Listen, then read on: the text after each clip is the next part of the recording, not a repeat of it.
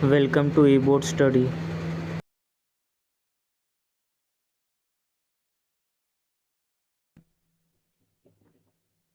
Hello दोस्तों, स्वागत है आपका फिर से एक और नए वीडियो में। और आज हम देखने वाले हैं एक न्यू क्वेश्चन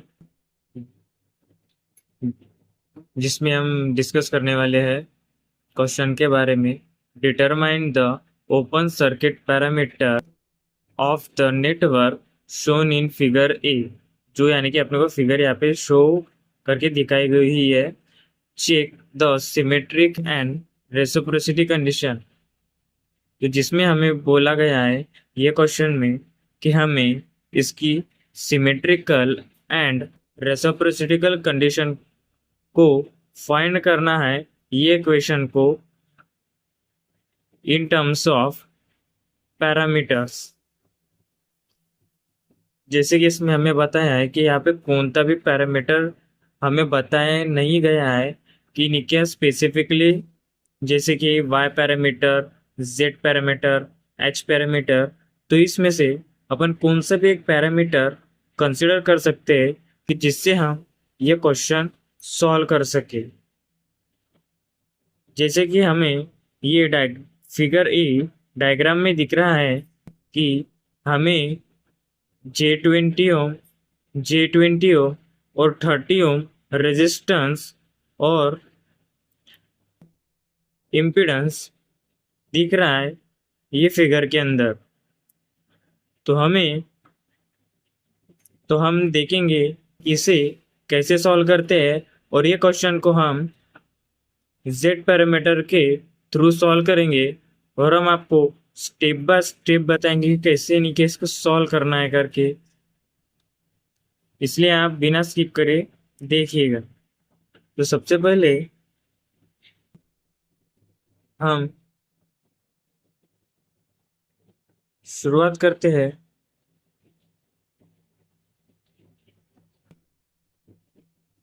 जिसमें हम ये डायग्राम को रीड्रॉ करेंगे।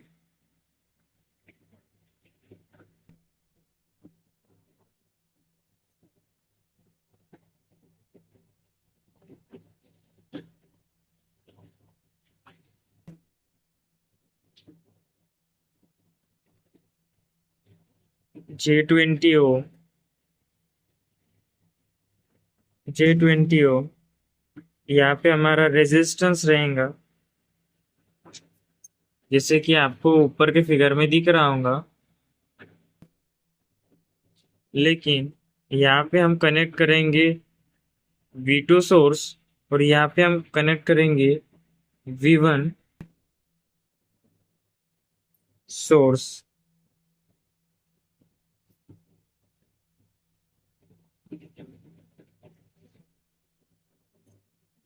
जैसे यहाँ पे 30 ओम रेजिस्टेंस। देन हम इसको सॉल्व करने वाले हैं जेड पैरामीटर के थ्रू। तो हम इसको लिखेंगे द स्टैंडर्ड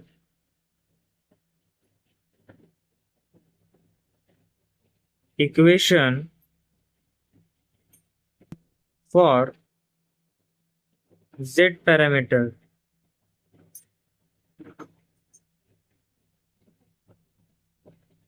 तो हम जेड पैरामीटर के इक्वेशंस लिखेंगे अब। V1 is equals to Z11 I1 plus Z12 I2, और फिर अपन सेकेंड इक्वेशन लिखेंगे V2 is equals to Z21 I1 plus Z22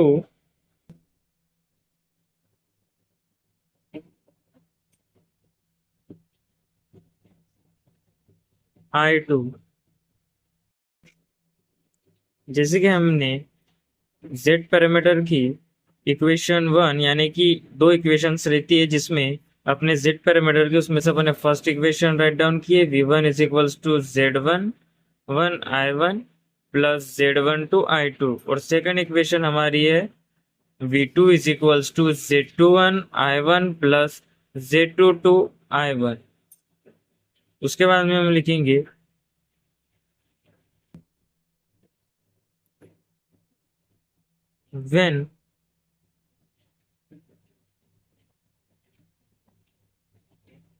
when I2 equal to 0।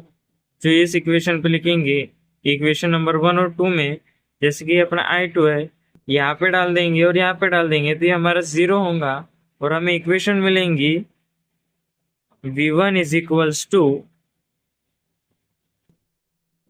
Z11 I1। और इसको हम थोड़ा से इलेबोरेट करेंगे तो Z11 is equals to V1 upon I1।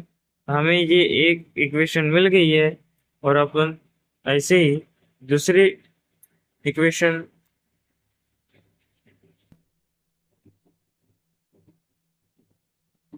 निकालेंगे। तो दूसरे इक्वेशन में यहाँ पे अगर हम करेंगे तो V2 is equals to Z21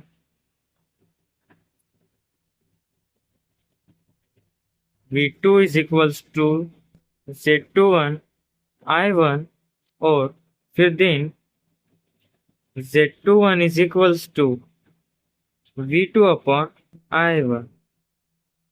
और ऐसे हम फिर से इस बार हम I1 को 0 कंसिडर करेंगे when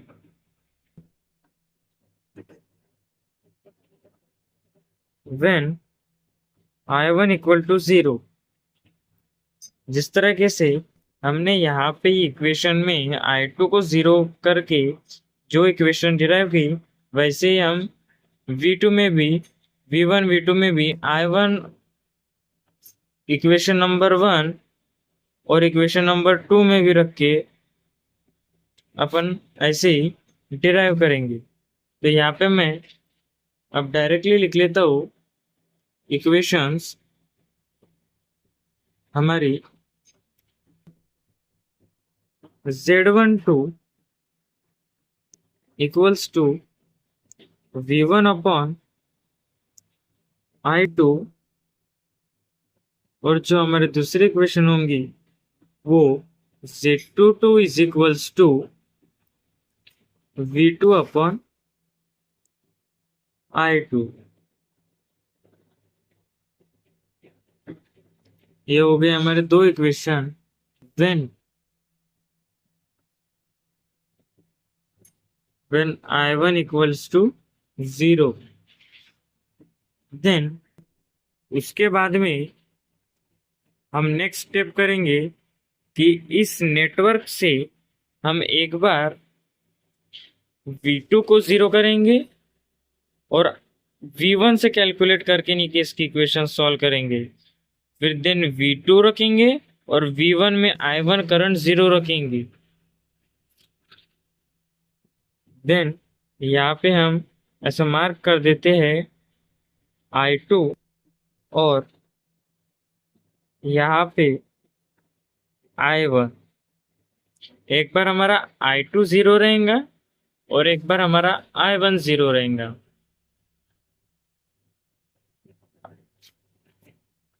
तो फिर हम नेक्स्ट स्टेप में करेंगे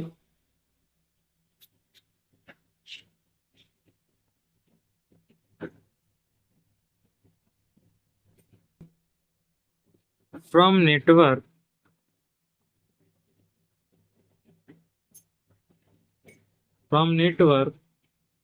when I2 equals to 0, then हम यहाँ पे V is equals to IR का फार्मूला यूज करेंगे, जिसमें हम when I2 0 है, हमारे यहाँ पे I2 0 है तो हम यहाँ पे I1 फर्स्ट ले लेंगे। तो यहाँ पे हम V1 के थ्रू करेंगे, तो जिससे हम यहाँ पे लिखेंगे V1 is equals to J20 plus 30 I1। अब आप सोचेंगे ये J20 प्लस 30 कहाँ से आया, तो ये V is equals to IR है, तो ये हमारा रेजिस्टेंस है J20 plus 30।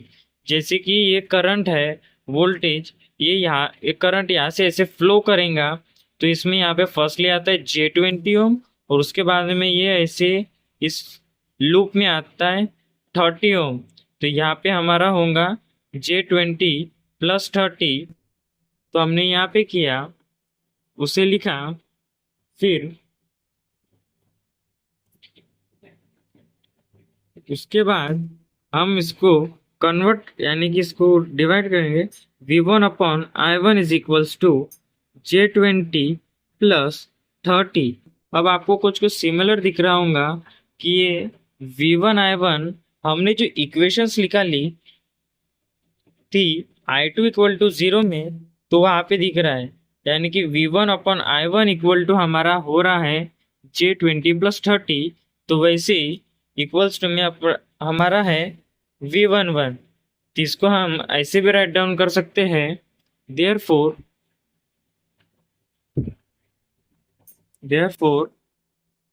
Z11 equal to J20 + 30। ये हमने एक निकाल चुके।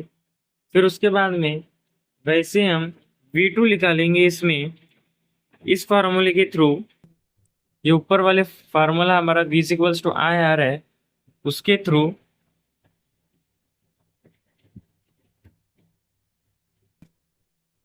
तो हम लिखेंगे V2 = 30 × I1, therefore V2/I1 =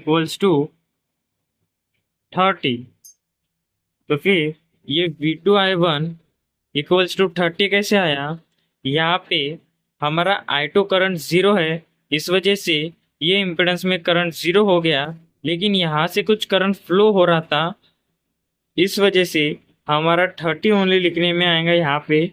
और फिर हमारा V2/I1 हमने जो इक्वेशन डिराइव की है यहाँ पे, उससे रिलेट खाता है, इक्वल टू है।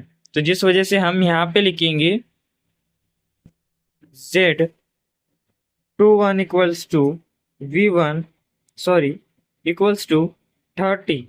देयरफॉर ये हो गया हमारा when I2 = 0। देन हम नेक्स्टली करेंगे कि फ्रॉम नेटवर्क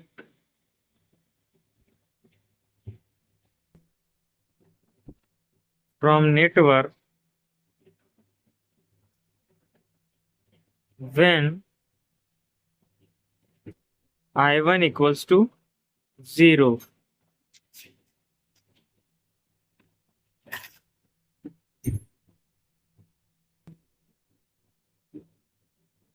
तो जैसे हमने ये पहले के इक्वेशंस में सॉल्व किया था, फ्रॉम नेटवर्क व्हेन I2 = 0, वैसे हम यहाँ पे भी करेंगे फ्रॉम नेटवर्क व्हेन I1 = 0, जो ये इक्वेशंस के थ्रू है, जो हमारे पास नेटवर्क मिला है हमें क्वेश्चन में, उसके थ्रू। फ्रॉम अब आपको ऊपर का समझ में आ चुका होगा, तो वैसे ही हम इसको नीचे में भी सॉल्व करेंगे। इसको हम नीचे में लिखेंगे फिर से, V2 = 30 + J20 I2, therefore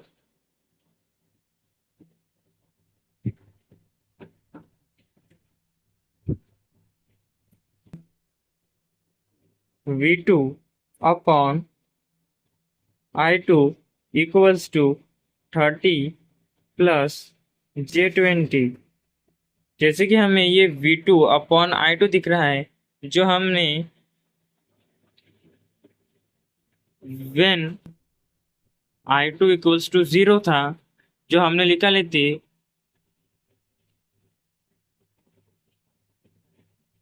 V2/I2। तो हमारा ये इक्वेशन का Z पैरामीटर की इक्वेशन हो जाएंगी Z22 = 30 + J20। हमें ये मिल चुकी है और अब हम निकालेंगे V1।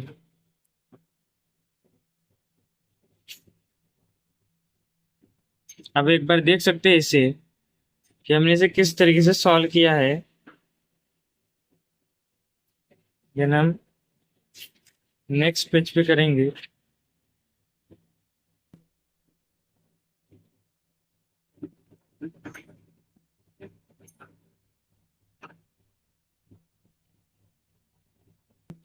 V1 equals to 13I2।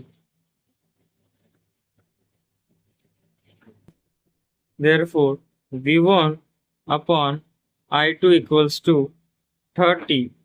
But ये हमें पिछले इक्वेशन में जैसे हमने z पैरामीटर के डिराइव करे थे उस इसमें मिल रहा है, तो हम इसे डायरेक्टली Z12 इक्वल्स टू 30 लिख लेते हैं।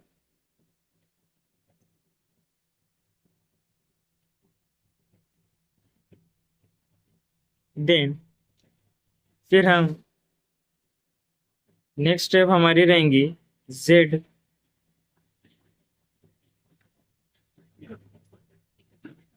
Parameter R। अब हम यहाँ पे मैट्रिक्स फॉर्म में Z पैरामीटर को लिखेंगे Z11, Z12, Z21 and Z22 is equals to, हमें जो मिला है Z12 हमें मिला है 30 और हमें Z21 भी मिला है 30 और हमें Z11 और Z12 मिला है 30 plus J20,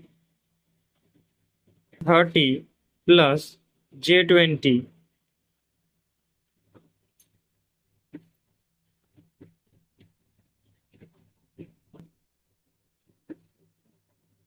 From for Z parameter condition or Z parameter condition for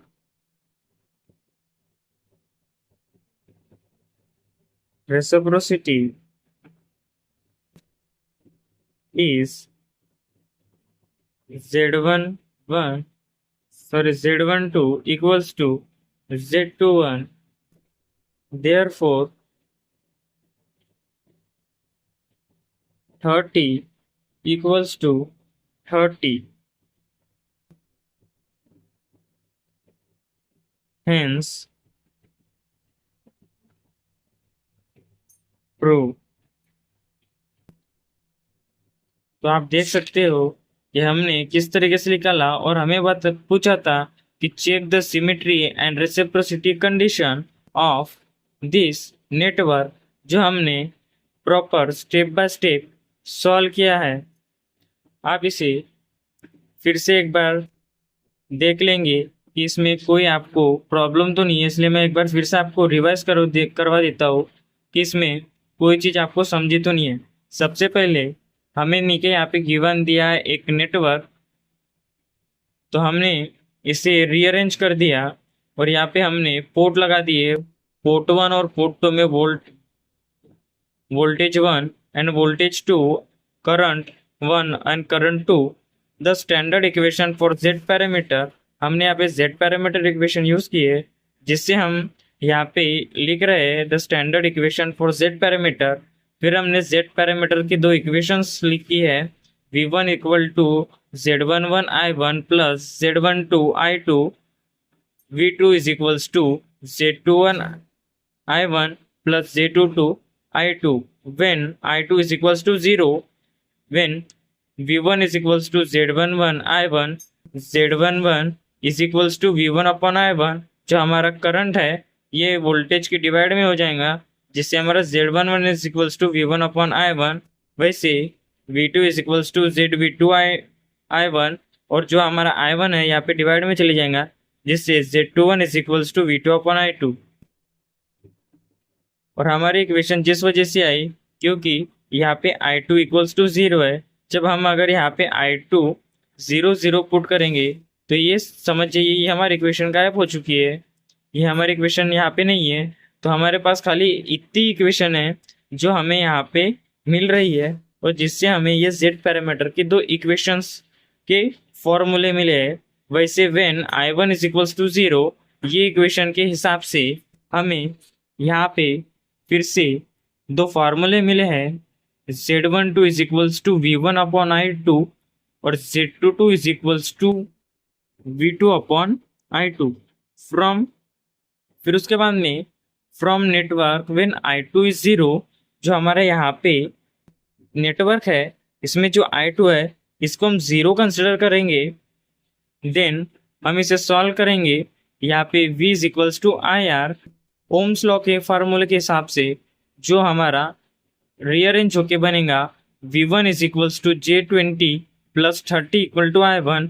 अब ये हमारा J20 प्लस 30 हमारा रेजिस्टेंस है जो हमारे ये लूप में सर्कुलेट हो रहा है, जिससे हमें ये इक्वेशंस मिली है। और हम बाद में ये I1 को V1 के डिवाइड में करेंगे और जो हमें V1 अपॉन I1 मिला है ये हमको Z11 से कोर यानी कि मिलता जुलता हुआ है, क्योंकि हमारा Z11 ही V1 अपॉन I1 है, जिससे इनडायरेक्टली Z11 J20 प्लस 30 के भी इक्वल्स टू हो जाता है।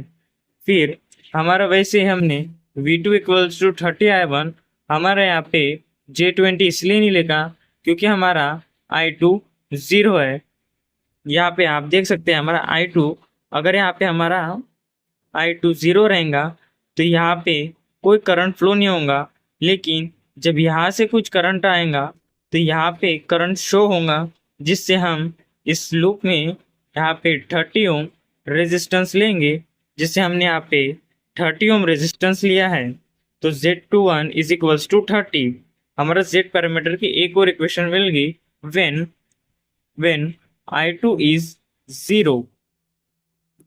देन फिर फ्रॉम नेटवर्क व्हेन I1 0, जैसे हमने फर्स्ट नेटवर्क में करंट 0 लिया वैसे हम यहाँ पे करंट I1 0 लेंगे, जिससे हमारा V2 is equals to 30 plus J20 I2 होगा और ये डिवाइड में जाके V2 upon I2 is equals to 30 plus J20 when Z22 equal to 30 plus J20 हमें एक Z पैरामीटर की इक्वेशन मिल गई। वैसे हमें यहाँ पे V1 is equals to 30 I2 दूसरी ओम्स लॉ के हिस्से इक्वेशन मिली और Z12 भी हमारा 30 आया। देन हम इसमें Z पैरामीटर की मैट्रिक्स फॉर्म यूज करेंगे, जिसमें हम therefore Z parameter are Z11 Z12 Z21 and Z22 matrix form में करके इक्वल्स टू हम Z11 की Z12 की और Z21 एंड Z22 की वैल्यू नेक्स्ट मैट्रिक्स फॉर्म में पुट करेंगे। देन हमारे ये दोनों सेम आ रहे हैं, जिससे हम बोलेंगे from Z parameter condition from reciprocity is Z12 equal to Z21 therefore 30 equals to 30 hence prove, जिससे हमारा ये क्वेश्चन प्रूव हो चुका है। और अभी तक आपने हमारे चैनल को लाइक सब्सक्राइब और शेयर नहीं किया होगा तो कर दीजिए, जिससे और नए क्वेश्चंस आपको मिल सके नेटवर्क थ्योरी और नेटवर्क एनालिटिक्स के थ्रू। Thank you.